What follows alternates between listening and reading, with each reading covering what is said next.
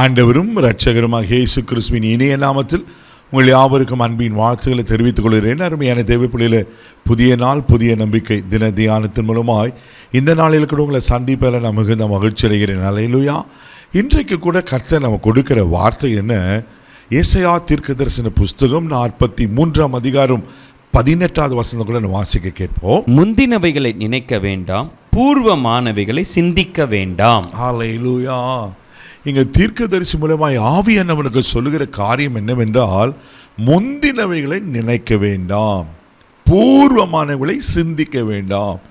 தேவப்பிள்ளைகளை நம்ம முந்தின வாழ்க்கையை நம்ம திரும்பி பார்க்கும்போது சில வேளைகளில் அது வேதனையாயும் மன உளைச்சலாயும் நம்ம கடந்து வந்த பாதைகளை ஒருவேளை எத்தனை அவமானங்கள், எத்தனை நிந்தைகள், எத்தனை போராட்டங்கள், எத்தனை விதமான இழப்புகள், பல விதமான தோல்விகள் எல்லாம் நம்ம பார்த்துருப்போம்.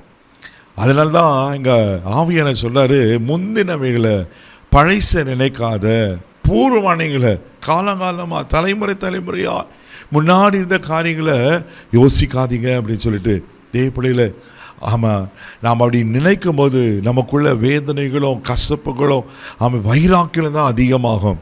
அதுக்கு மாறா ஆண்டவர் என்ன சொல்கிறன்னா, நீங்கள் தொடர்ந்து அதே ஏசாயா 43:19 வாசிக்கும் போது இப்படியா சொல்லப்பட்டிருக்கு. வாசிக்க கேட்போம்.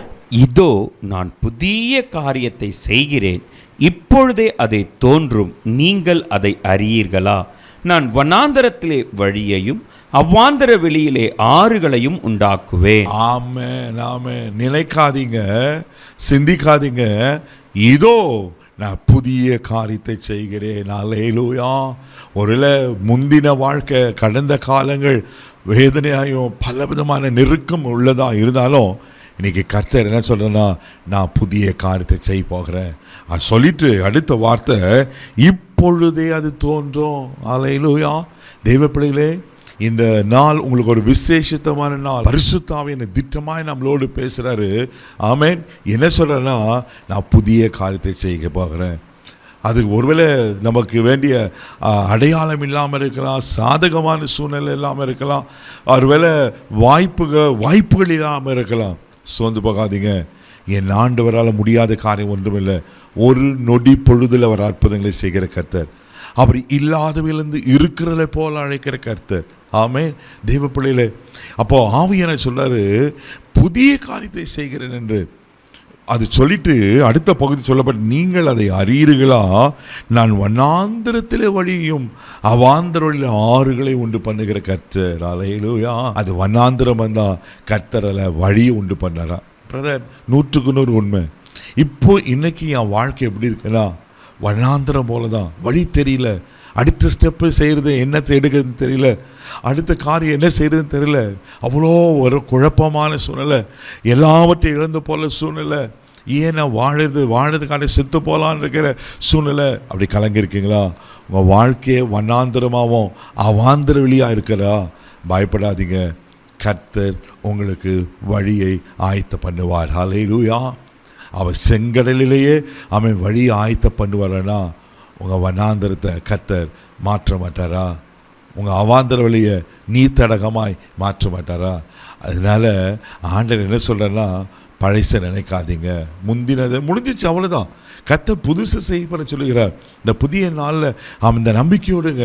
அதனால சங்கீத புஸ்தகம் 115 சங்கீதம் 12 வசனம், கர்த்தர் நம்மை நினைத்திருக்கிறார், அவர் ஆசீர்வதிப்பாரா. ஆண்டவர் சொல்றாரு, நீ முந்தின நினைக்காத, என்ன நினை, நான் உங்களை நினைக்கிறேன். ஆண்டவர் அவருடைய நினைவில் நீங்களும் இருப்பானா? எப்படி இருக்கும் பாருங்க. கர்த்தர் கைவிட்டுவாரா? ஒரு நாளை கைவிட மாட்டார், அவர் ஆசீர்வதிப்பார். ஆமே. அப்போ முந்தின நினைக்காதீங்க.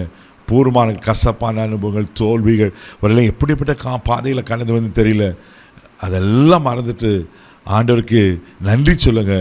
அவர் புதிய காரியத்தை செய்வார். கண்களை மூடி நம்ம ஜெபிக்கலாம். தகப்பனே, உமக்கு நன்றி சொல்லி துதிக்கிறோம், ஸ்தோத்திரப்பா. முந்தினவைகளை நினைக்க வேண்டாம், பூர்வமானவர்களை சிந்திக்க வேண்டாம். இதோ நான் புதிய காரியத்தை செய்கிறேன்னு சொன்ன கர்த்தர். அப்பா, இன்னைக்கு ஒரு புதிய காரியம் செய்யுங்கப்பா. கடந்த நாள் நினச்சி சோர்ந்து போய் ஆண்டவரே மக்கள் ஸ்தோத்திர வேதனையோடு காணப்பட்டிருப்பாங்க. அந்த காலவெளியில் கர்த்தர் ஆண்டவரே மக்கள் ஸ்தோத்திரங்களுக்கு புதிய காரியங்களை செய்வீராக ஜெபிக்கிறோம். நீங்கள் எங்களை நினைப்பீங்கன்னா அது எங்களுக்கு ஆசீர்வாதம்ப்பா. ஆமென் ஆண்டவரே. நாங்கள் உங்கள் நினைவில் தான் இருக்கிறோம், நீங்கள் எங்களை மறந்து போகல ஆண்டவரே. அதுக்காக எமக்கு நன்றி சொல்லுகிறோம். தொடர்ந்து நடத்தும், இந்த நாள் முழுதும் பாதுகாத்துள்ளும், கிருபைக்கு ஒப்புக் கொடுக்கிறேன் இயேசுவின் மூலம் ஜெபம் கேளும் பிதாவே, ஆமென். கர்த்தர் புதிய காரியத்தை செய்கிறார். தைரியமாக போங்க. God bless you.